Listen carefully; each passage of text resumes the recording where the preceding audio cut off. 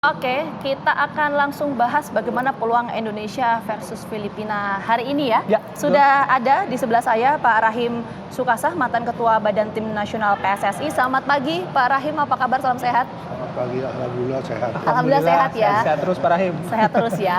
Terutama juga sehat juga untuk timnas Indonesia ya. Iya, bener yang hari nih. ini rencananya akan melawan Filipina. Nah, sebelum kita bahas soal peluang Pak Rahim ya, kita ingin tahu dulu deh sejarahnya. Ini kan bukan pertama kali aja ya Indonesia ini berhadapan dengan Filipina. Dalam catatan sejarah perjalanannya khususnya di Piala AFF ya, ini seperti apa sih track record timnas Indonesia ketika melawan Filipina?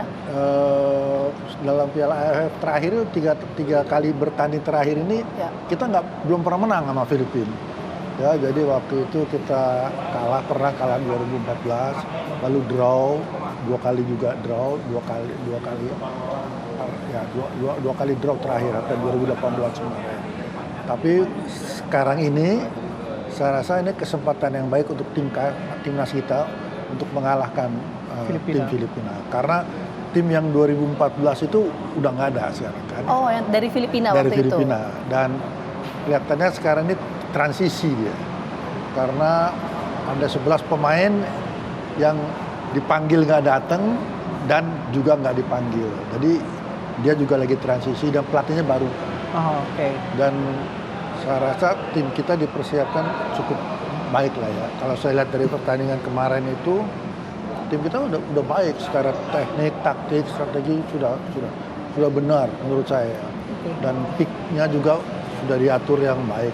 Semoga kalau kita bisa menang sekarang di semifinal dan final nanti lah kita baru bisa. Amin. perform. Akhirnya bisa bawa Harapan Piala kita ya. AFF gitu ya Pak Rahim ya. Ya. Tapi kalau melihat dari kalau Pak Rahim kan mengamati bahwa kekuatan timnas kita sekarang sudah baik ya, melihat dari beberapa pertandingan. Sekarang ada permasalahan dengan misalnya away nggak Pak Rahim? Sekarang kan mainnya di Filipina kan. Ya. Ada melihat itu nggak Pak Rahim? Kalau mungkin masalahnya cuma dia lapangannya sintetis kalau nggak salah. Oke. Lapangan sintetis. Tapi mungkin kita juga dua latihan di sini dengan lapangan sintetis. Tapi kalau kita lihat secara normal gitu, kalau menurut saya sih Indonesia akan memenangkan pertandingan. Amin. Kita optimis untuk itu ya Pak ya, harapan kita bersama. Doa. Tapi gini Pak, kalau kita melihat misalnya kemarin waktu Indonesia versus Thailand yang berakhir dengan seri ya di GBK kemarin, itu kan sempat disampaikan juga oleh pelatih timnas ya Sintayong bahwa kelemahan dari timnas Indonesia salah satunya berkaitan dengan finishing. Ya. Makanya waktu itu kan Witan Sulaiman Betul. berhadapan dengan Ya. gawang tapi nggak bisa ngegolin. Bikin gemes, itu Iya bikin kan? gemes. Nah itu gimana tuh Pak soal permasalahan Ja- finishing itu? Jadi gini, dia sekarang ini di kita ini susah cari striker. Ya. Masalahnya bukan di timnasnya awalnya, atau di klub. Klub. Di klub ini strikernya orang asing semua. Ya kan, kita nggak buat striker yang benar-benar orang kita. Nah, tim nasional itu kan kayak kemarin itu yang di depan gawang gitu ya, itu sih accident lah ya.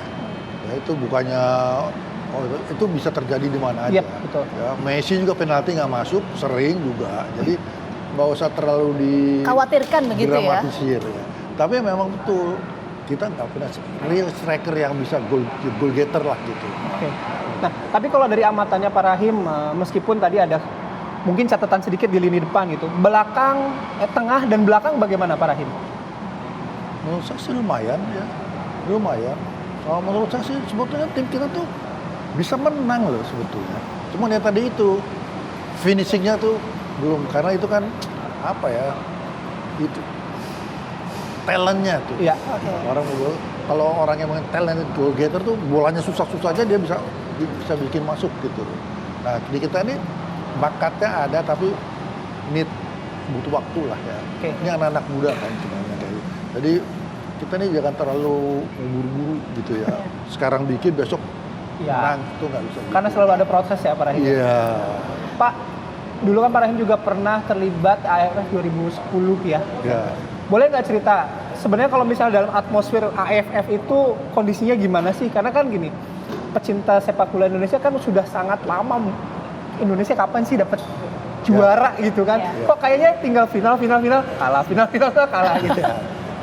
Emang sebetulnya sih biasa-biasa aja ya. AFF kan Asia Tenggara aja. Ya. Ya. Cuman mungkin para penonton, penggemar sepak bola kita nih kok nggak menang-menang? Maksudnya kok nggak juara-juara gitu? Hanya final berapa kali kalah lagi. Jadi apa membuat emosi. Masa sih kita di Asia Tenggara aja nggak menang? Cuma kita juga mesti tahu bahwa yang latihan, yang main bola kan bukan kita aja. Iya, iya, betul. Thailand juga berlatih, ya kan, Malaysia, Singapura, Vietnam.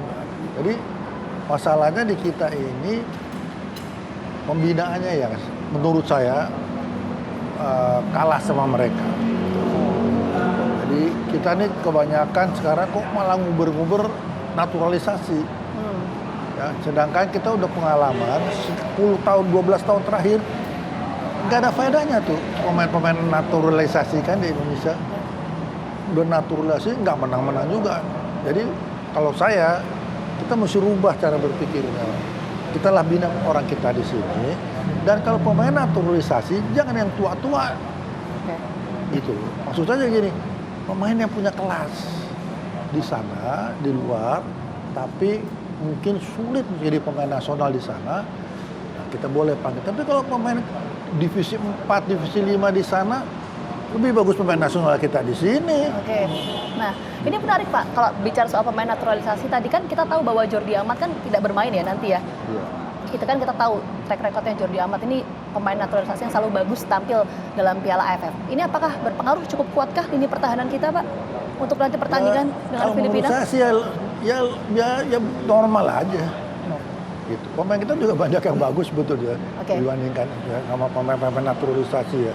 Cuman kesempatan di klubnya agak kurang nanti. Gitu. Cuman orang kita ini sangat terpengaruh dengan orang yang main bola di negeri lain.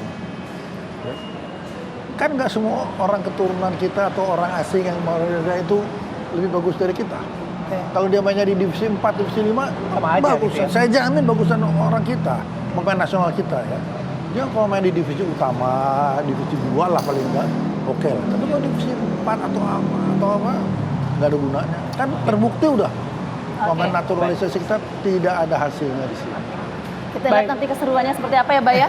Tapi boleh dong Pak sedikit prediksi Indonesia Filipina berapa Pak? Prediksi sedikit ya sebelum kita kombrek. Saya Sedikit rasa bisa. Yang penting gini, asal Indonesia fokus terus ya, konsisten dan itu minimal 2-0 bisa. Minimal 2-0 ya. Minimal tuh ya. Minimal ya. Mudah-mudahan sih lebih dari itu ya Pak Rahim ya. Ya, supaya ada goal average-nya. Yes, betul. Tapi paling enggak kita runner up lah. Yes. Jadi bisa masuk semifinal dan final. Dan nanti menang di final. Amin, amin. Itu doa kita semua. Semangat Pak Rahim. untuk timnas Indonesia. Semangat, beri yang terbaik buat Indonesia. Oke, terima kasih banyak Pak Rohim atas waktunya. Ya, terima kasih. Ya. Sehat selalu.